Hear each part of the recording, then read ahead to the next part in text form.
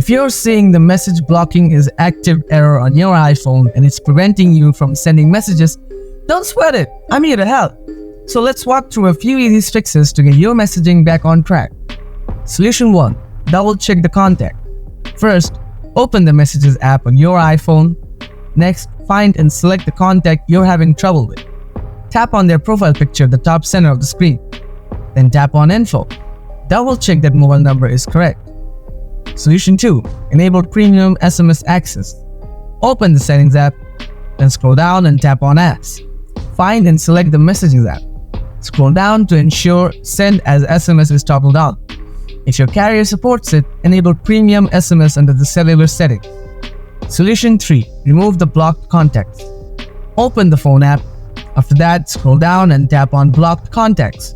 If you see any blocked contacts, unblock them by tapping on Unblock this caller. Solution 4. Update your date and time. Open the Settings app, scroll down and tap on General. After that, scroll down and tap on Date and Time. Make sure Set Automatically is turned on. Solution 5. Reset network settings. Open the Settings app, scroll down and tap on General.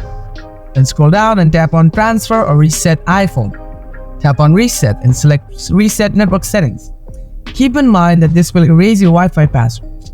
And that's how you can resolve the message blocking is active error on your iPhone. If you found this video helpful, please give it a thumbs up. But any questions or need more help, drop a comment below and I'll be sure to get back to you. Thanks for tuning in.